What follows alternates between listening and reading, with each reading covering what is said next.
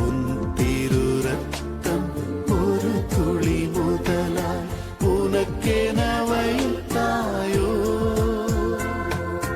ஓய்வில்லா அன்பால் உன்னையே மறந்தாய்